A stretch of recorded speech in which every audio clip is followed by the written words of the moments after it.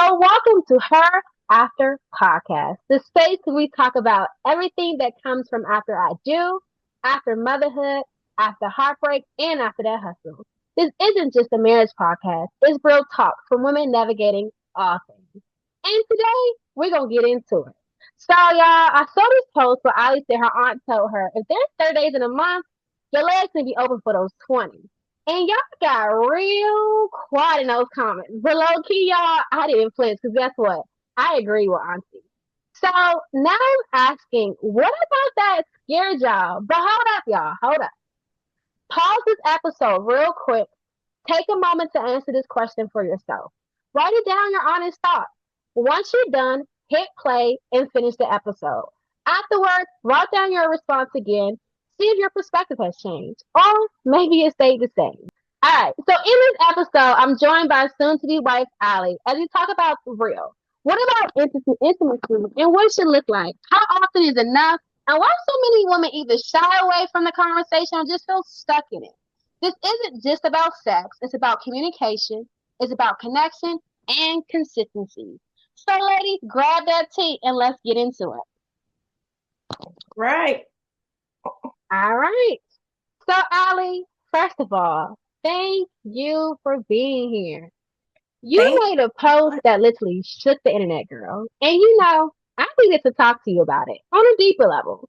For those who haven't seen it, tell us what sparked that conversation with you and your aunt. And how she dropped that bold piece of advice on you. Like, what happened before your reaction? Like, what made the conversation spark? Yes. So my aunt has always been someone that I went to when I was seeking wisdom, feminine wisdom.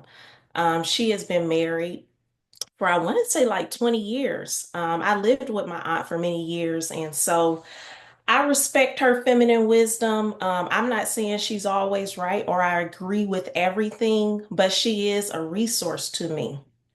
And so at the time, me and my fiance, we were kind of butting heads. And just by my nature, I'm one of those women when I don't want to be bothered. I'm like, look, give me my space.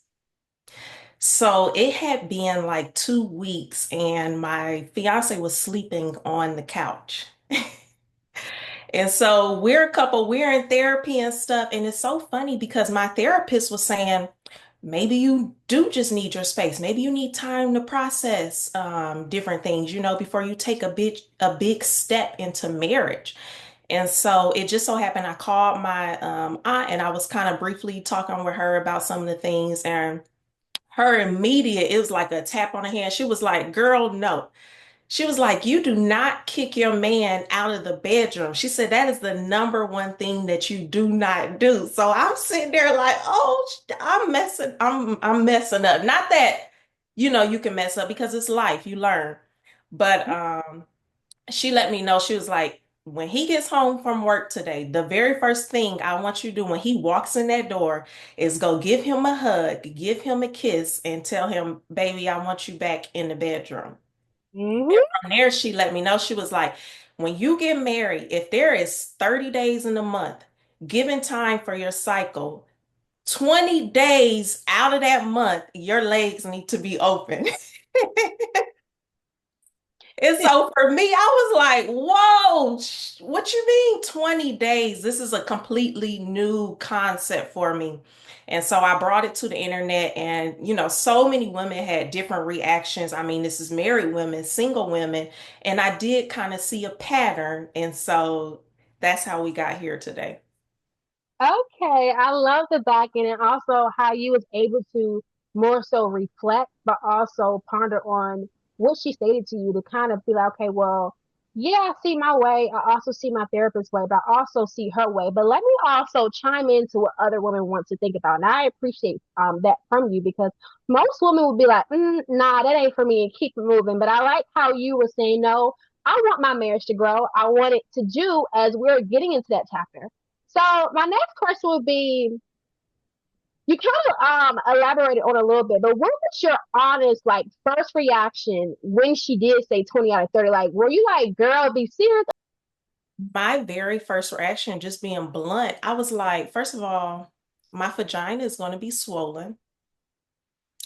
This is obsessive. I said I thought this was obsessive. I'm like, and then my very next thought was probably like, okay, what happens when he gets tired of the routine or tired of, sex with me? And that's something that I was questioning. Like, is that what happens in marriages? Because I mean, we got what, maybe 50 years together. And you mean to tell me you're gonna just be in it consistently like that? How can I make sure that this is new and fresh? Not necessarily new, but still not like, I don't want to feel like, oh, okay, I know what's next. Put her on Mhm. their back, do this, do that. So that was my next concern. Like, okay, well, how the hell do I go out of my way to keep this fresh if we're having sex so often? That is a good question to ask. And PSA ladies, as you listen to this episode, remember, don't compare yourself to anyone else. Every woman's sex drive is different. Every couple has their own rhythm. There's no magical number how often you should be intimate. It's really about what works for you and your partner. This convo is just to spark an honest dialogue, not pressure. Do what feels right and make time to show up and show out for your husband and for yourself. Did you grow up with those type of conversations around sex and marriage and just being open like that? Or was it like one of those first time conversations as with your aunt that kept it just real with you? I love that you asked that question, because that connects to something that I'm discovering is a passion of mine. And it is how many women grew up around women, but were not having these feminine discussions to prepare them for marriage. And so, to answer your question, I grew up talking about sex with the women in my family, but not necessarily sex as it pertains to marriage. So I had a lot of conversations about game and the games men would run on you to get sex from you, how to protect yourself, um, just how to avoid falling into traps that men will set up for you sexually. But it is not until I got engaged that now it's like I'm kind of in a new club. And women who are married, like yourself, and they are coming out to me and just dropping gems on me, things that I haven't heard women speak about before, as well as my aunt. She never has been that transparent about sex with me, but she has always, when I was younger, discussed, like the dangers of sex. And just being, I guess, open to trying new things sexually. But yeah, this is kind of a new conversation for me. Agree with you as well, because same for myself. I personally wasn't privy to those type of conversations, nor also haven't really seen a lot of successful marriages for them to even have spark those type of conversations. So I kind of more so based it on what I may have seen or what I may have thought was right. And to be honest, with me even being married for 4 years, I'm still trying to figure out. I'm still trying to adjust what's right because you got to think about the marriage, the babies, everything else. A lot of things transition it. So that is the type of question. So as I stated before, ladies, it's no set number. It's literally all about what's comfortable for you and what you may think that can spark it. So my next question would be, as your soon to be wifey, how do you feel you're preparing mentally for the intimacy part in your marriage? Not just the fairy tale or the wedding, but Mhm. showing up physically, emotionally, consistency. Like, how do you really feel about that? Yeah. So I'm 31 now. I met my fiance, his name is Ron. I met him when I was 21. And so the woman that I was when I was 21, I am not her today. And so we were friends starting out, but my sex drive, I think I was leading a lot more with my sexiness and my sex appeal. That's who I was by nature. Um, and so the chemistry that we had sexually was different than how it is now. I don't necessarily feel that he has changed so much, which is interesting. But when we did decide to get in a committed relationship, I showed up by always purchasing new lingerie. When he came home from work, having food cooked, the house clean. Can I be blunt? Yeah, Oral sex. don't blame you. Yes, we got to. So that was something that I did in the early stages of our relationship. And I really was kind of beating myself up about it because I feel like I fell off on that. I started getting like caught up in work and just caught up in the routine. Everything felt like a job. And Mhm. so maybe in the last year, I want to say I feel like I fell off on that. I can't remember the last time I purchased new lingerie. And I know that's something that he appreciates. Um, and I didn't realize it until he said something to me about it, about like oral sex. That's something that he's missing in our relationship. And so I had to kind of humble myself. You always have to remove ego from it. Mhm. And just restructuring my lifestyle and reprioritizing things like work hits, the background. When my fiance days are off work, I make sure that I prioritize days off work. And I make sure that I show up for him being sexy, not that he sees me all the time with my head wrapped and with my moo on or whatever. And, when I go out to have these business meetings and stuff, that's when he gets to see me dressed up and looking like myself.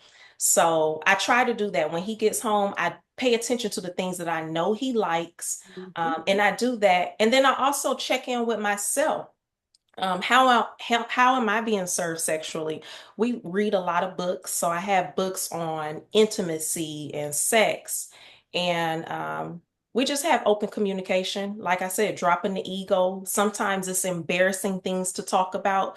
We have those conversations, and I think that is what I am doing to prepare myself for intimacy and sex as a wife. Mhm. And I love everything that you're saying. Like, it's all I'm hearing is growth, growth. I'm willing to just come in and meet him halfway. That's what I Mhm. need to hear. And not many women like you. I'm being so honest. I have had this conversation so many times with so many different women on different levels.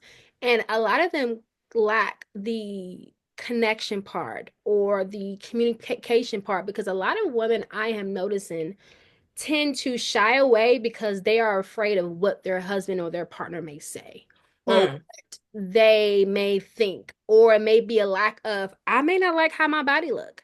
I may not like yes. how I perform in the bedroom.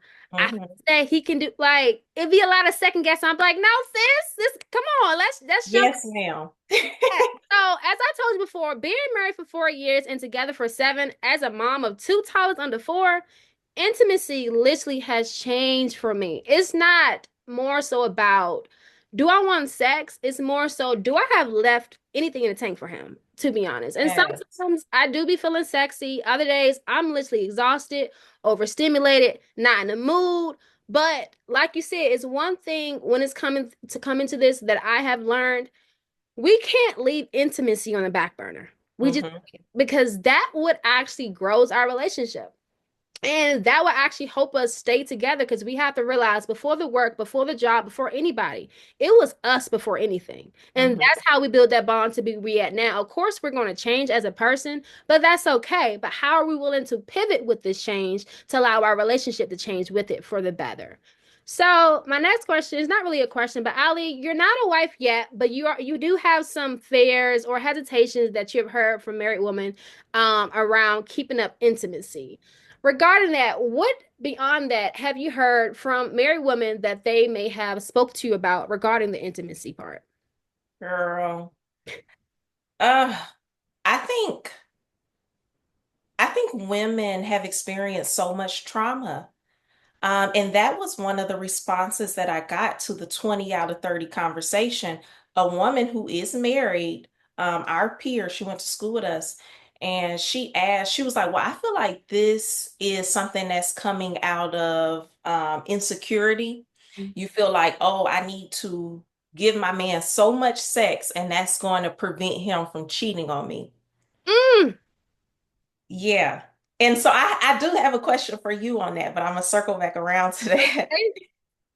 So I've heard that advice. I've heard some of the older women, I want to say 60s and up, have told me about you need to make sure you keep it tight. You need to do your Kegel exercises.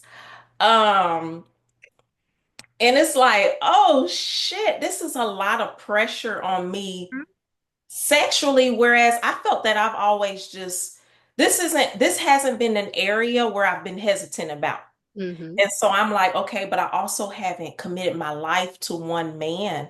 And so I've gotten a lot of mixed opinions from married women, but I feel like a lot of it has been from the standpoint of trauma or for the standpoint of this is what you can try to do to keep your man from cheating, but there's a good chance he's going to cheat. Mm. Just being frank. Hmm. And Mm. so that leads me to my question that I have for you. You and your husband, y'all have been married for 4 years, and you spoke about how how you prioritize sex has changed, especially as a mother. Do you feel like it's changed for him, or has he been somewhat the same? That is a good question. I'm gonna be honest, his sex level hasn't changed at all. Like, I feel like he got more, but it's not a bad thing because just let it out there. Every Mhm. I actually like that end. I love intimacy. I just love it. That's just always been me when we first got together, even now. But like I said before, the only reason why sex has personally changed for me was because I did have kids. And it Mhm. was because I looked at my body differently. And I was like, oh, this ain't the same, Raven. My stomach look different. I look different. Mhm. And Mhm. even, everything changed. So I'm like, do he like it anymore?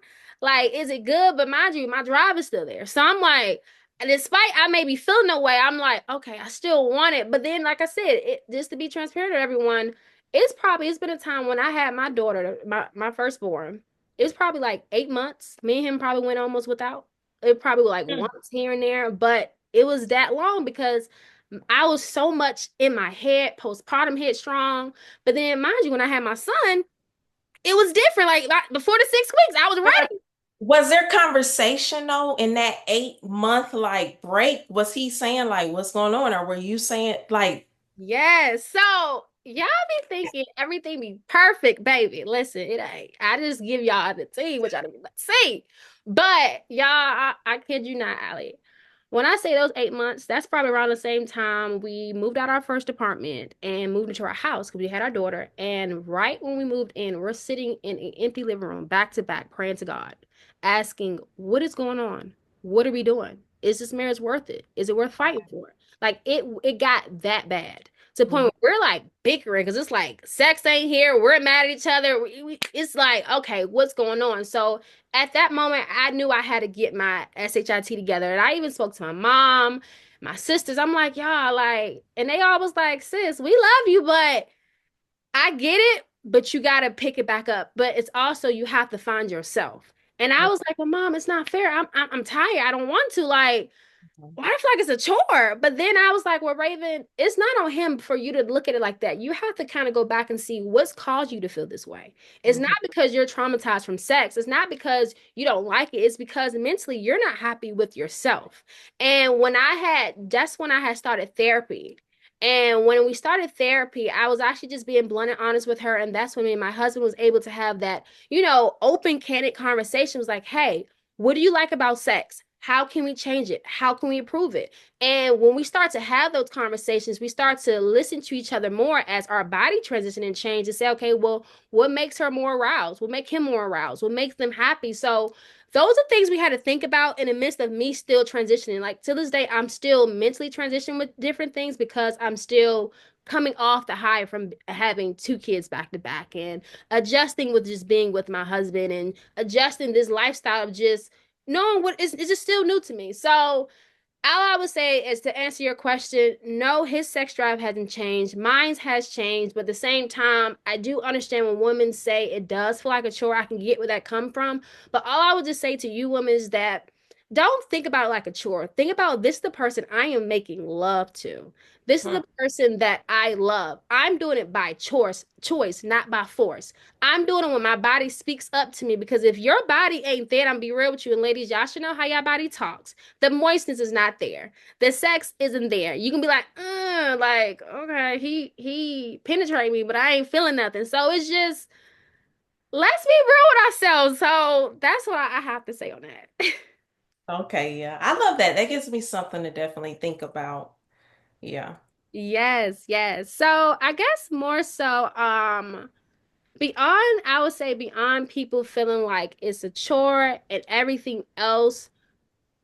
When it's coming to intimacy in the bed, what's your thoughts on that? Like, do you think a woman should go full out? Do you think they should be lazy on their back? Like, what's your thought? Because I didn't heard some stories on that now. I 100% despise, what do they call it when they just be laid out and they don't I call them lazy participate? hoes. But the lazy hoes, I despise that because I feel like sex isn't, going back to intimacy, sex is an intimate act. You have to participate. And it's like, okay, I'm having sex with a sex doll. Hmm. I'm thinking about me if I was masturbating, maybe with my pillow. If my man was just to lay there and not do anything, it's that same type of thing. And I don't ever want to be that for my man. And so that's another reason why it leads to like, well, dang, I can't show up and have sex with you today unless I'm 100% in the mood. But we have different sex drives. So it's like, how do I immediately get in the mood? Because when he comes home from work, he's immediately in the mood. And maybe I'm not there. So I'm still learning how to transition into being there and being authentic with it. Hmm. Um, but yeah, I personally feel like if you aren't 100% in it, don't sit back. I feel like that is damaging to your self-esteem to let a man just penetrate you and you aren't spiritually, mentally, physically there. I think it makes you feel like less of a woman. Um, but yeah, women should go all out. We should be performers. You should have alter egos. You should turn up in the bedroom. That's the way I feel. I agree completely, even down to just don't like when it's coming to just being like, I love how you compared it to the rag doll, and that is a good example, ladies, that you guys can look at it as. And we're taking away the fact of the 20 and 30. We're taking that all away. We're just talking about general sex day.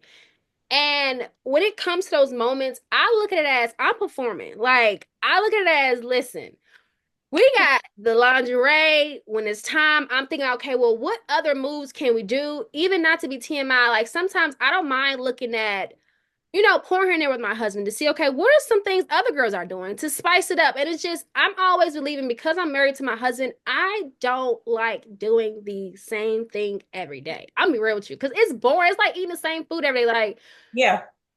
like let's switch it up. So my little tail just be trying different stuff, but I just want to kind of resume back to it. It's just more so when it comes to being creative in the bedroom, thinking it as of your showroom, thinking it of as a day I can perform for my man without saying, "Oh, this nigga get it every day." Like, no, make it something special each time because y'all gotta realize y'all gonna be with this man every day. Let me ask you a question, Raven. When it comes to viewing porn with your man, Mhm. do you feel some type of way if you feel like your man is constantly drawn to a woman who doesn't look like you or has a body type that you don't have? Great question. Well, the funny part about it, my husband, well, from what I have seen, it seems like it's kind of girls shaped like me and look like me. So I Mhm. don't feel no way because it's not like no big booty bitches on here. But even if it was, it's like, why would I feel the way? Because it's Yeah. like I can't lack confidence in that area or feel away because my husband may see another young lady on the screen performing away. What I'm going to do is outperform her though. I'm gonna let it be known, like, okay, well, what can I do to up the game? But I try not to allow my insecurities, as some may say, get in the way of our creative zone of us being intimate together. Okay. What That gives about me new you? perspective. That gives me new perspective because that's actually one of the things that I guess, are kind of working through. I don't watch like what you would say traditional porn Mhm. with the male and female type relationship because sometimes I feel like it's fake or it's performative. And that's kind of his thing. The things that I watch, I don't believe he would ever watch. So we are kind of separated as far as what we like to see in porn. And I think that has been a bit of an insecurity for me when I know the things that he likes to see or he watches. And I'm like, I don't see myself in that. Mhm. But according to your wisdom, instead of looking at it that way, I can always turn my competitive bag on and be like, okay, yeah, this bitch is doing this, but I could do this. Okay. Exactly. And that's how we do it. I'm gonna be real. There's some things that I just can't do. And I'm like, I'm Yeah. okay with that. But like you said, how can we pivot to make it better? Because at the Yeah. end of the day, I'm always the only person I'm in competition with is myself from yesterday. So, Hmm. and that's how you can put it. And I do appreciate you just being open and honest with me regarding this. 'Cause a lot of women, like I said, tend to shy away from these conversations. They don't know how to articulate themselves or even just articulate themselves to their partners and say, hey, babes, I like when we do it like this, or this doesn't turn me on, so try it like that. So, when it comes that, I guess that kind of leads to my next question. When it comes to you and your partner being intimate, has there been times you like, babe, I think we could do it like this instead. Like, how do you guys have that open, candid conversation?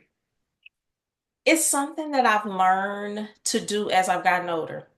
So going back, I met Ron when I was 21. And when we first had sex, I didn't like it. I'm just gonna be frank. I didn't like it. And I went and told my homegirl, I was like, I like him. We're cool, we're friends, but I don't think I'm ever having sex with him again.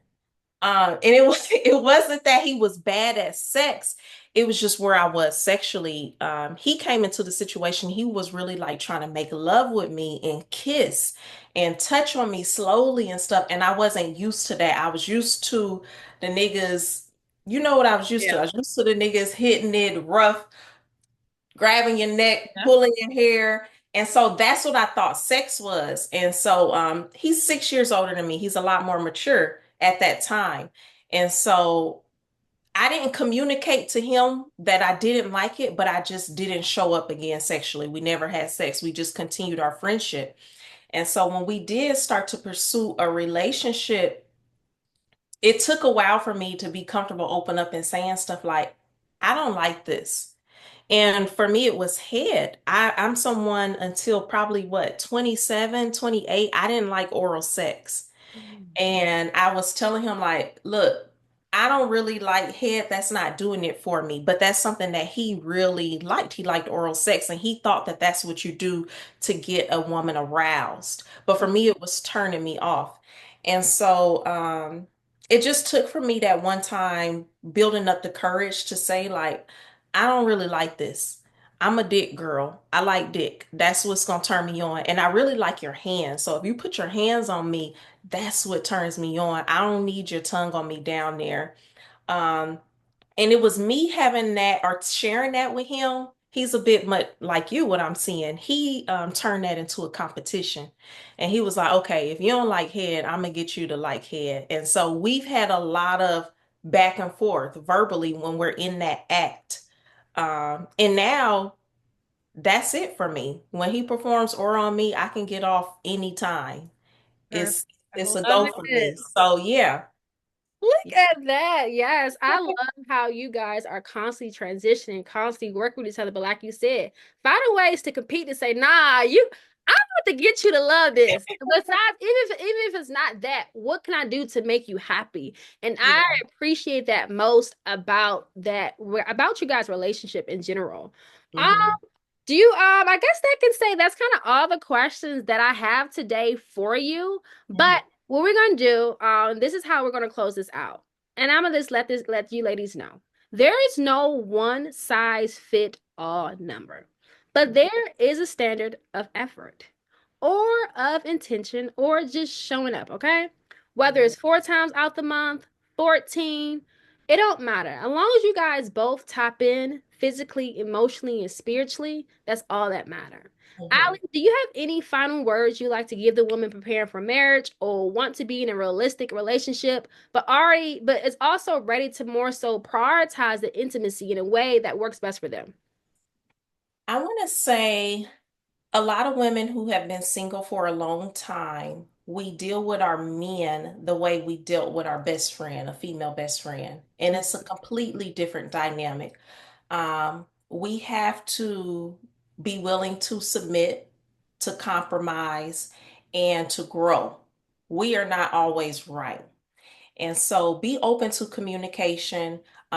Be open to understanding your husband's point of view or your fiance, your man's point of view. And don't always take things to the heart. Just understand that this is opportunity for growth, which could, I believe, get you to a successful and happy marriage.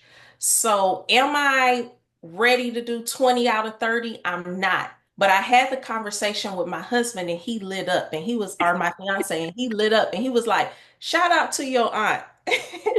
So I know that's something that he may be looking forward to, and that's something that I'm going to test out. I'm working myself up to it, and I'm having conversations with women like Raven and other women who are married and happily married, and I'm taking on their advice and I'm just being a sponge and being open. So I would advise y'all to do the same.